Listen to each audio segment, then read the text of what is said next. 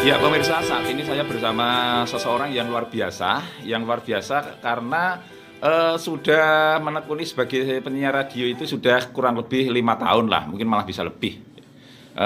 Mas Zibung ini selama menjadi penyiar radio, mohon maaf, kenapa kemudian saya wawancari?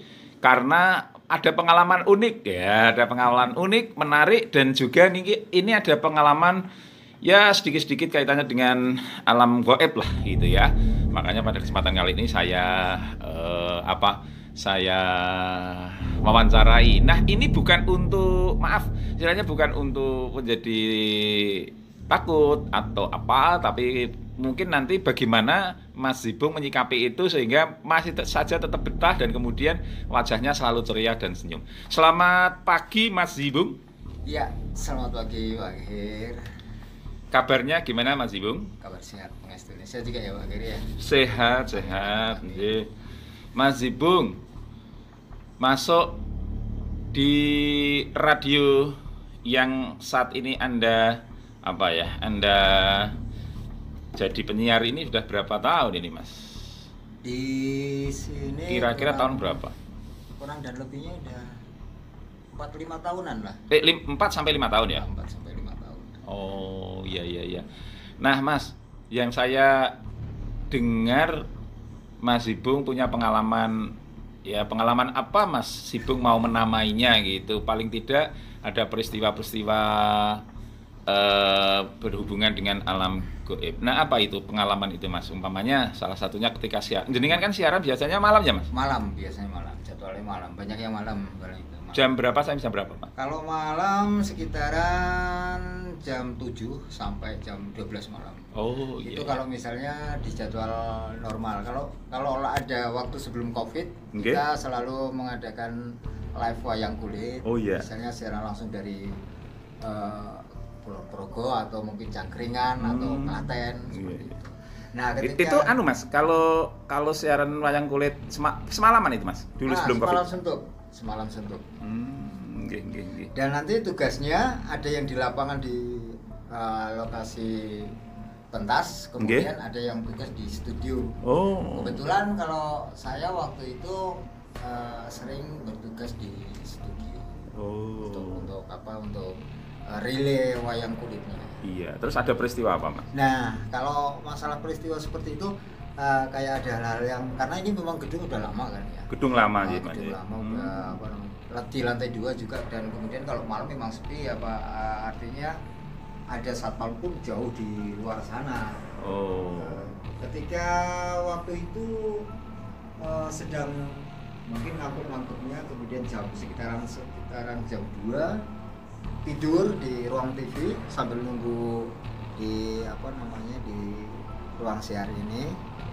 Saya keluar di ruang TV kemudian tidur di sana. Ketika waktu tidur memang karena rasa ngantuknya udah kelewatan mungkin ya, mungkin, dan saya nggak benar tidurnya itu kayak seolah-olah itu kayak ada orang yang kayak kakek-kakek pakai pakaian putih-putih itu kayak nendang ke hati saya, tidur yang benar. Oh. Jangan seperti ini. Iya. Pakai bahasa Jawa, tulis yang benar. Orang ini bicara nih. Oh. Seperti itu toh. Terus saya juga kaget terus. Nggih, saya cuman nggih itu sambil lihat ke atas itu, terus langsung pindah lokasi. Habis itu ya udah, setelah itu sampai hampir acara selesai sekitaran sebelum subuh saya bangun lagi. Kemudian cek alat-alat di sini, wayang kulit siaran langsungnya belum selesai. Kemudian setelah sholat subuh baru selesai. Habis itu ya udah, kejadiannya hampir seperti itu. Kemudian mungkin yang lain-lain juga ada, tapi nggak kayak nyata itu nggak seperti yang ini. Iya. Tapi respon kejadian seperti itu Mas Zibung biasa-biasa saja ya. Artinya biasa-biasa saja. Dan juga maaf Mas Zibung tidak panik, tidak takut gitu ya. Gimana Mas caranya untuk biar tidak takut, tidak panik? Itu apa yang ada dalam diri Mas Zibung? Apakah kemudian mikirnya gimana gitu? Ya, kalau saya secara pribadi ya, ketika saya kan piket malam di sini di radio, saya piket malam ketika saya datang sampai di tempat parkir udah jadi kebiasaan saya assalamualaikum pertama. Ketika akan masuk di tangga pertama di lantai bawah saya udah assalamualaikum lebih dulu, kemudian sampai di lantai kedua ini saya assalamualaikum. Begitu juga nanti kalau mau pulang di ruang pemancar di bawah sana juga setelah saya matikan semuanya, ketika akan pulang saya juga mengucapkan salam seperti itu. Dalam pemikiran saya bahwa memang hal-hal seperti itu ada. Ada makhluk yang lain di sekitaran kita, dan kalau kita panik nanti kita malah bikin apa ya?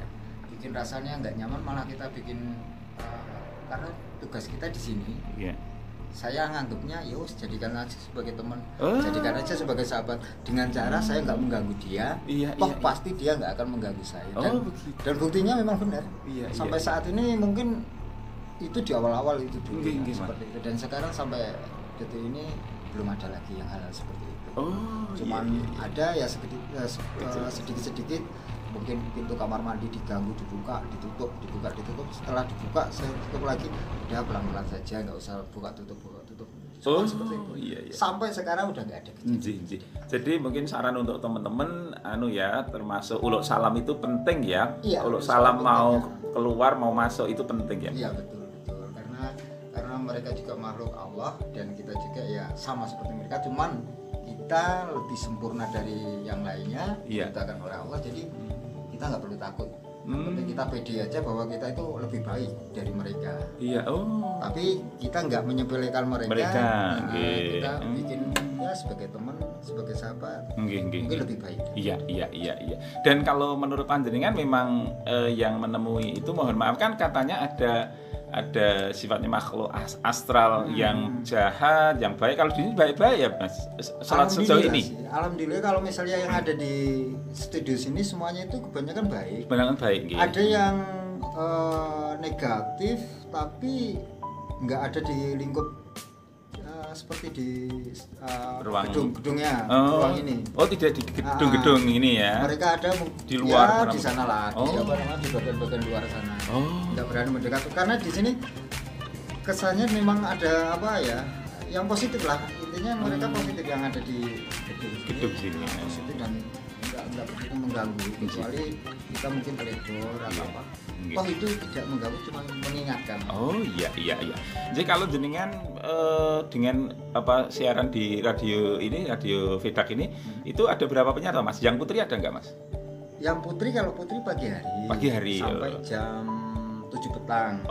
Nggih. Tapi kalau malam kasihan kan kalau misalnya putri. Dari jam 7 sampai jam 12. Waktunya juga sampai malam. Kasihan sendiri di sini. Jadi kebanyakan yang cowok, yang laki-laki yang dari jam 7 sampai jam 12 malam. Oke Mas, untuk mengakhiri perbincangan ini mungkin ada pesan kepada teman-teman untuk bagaimana bersikap dengan makhluk astral seperti itu. Mungkin gini ya, dan untuk teman-teman ya, kepada kita itu hidup memang berdampingan dengan mereka, dan kita nggak perlu jumawa juga, namun kita harus percayakan kepada Allah Subhanahu Wa Taala bahwa kita itu diciptakan olehnya sebagai makhluk yang paling sempurna.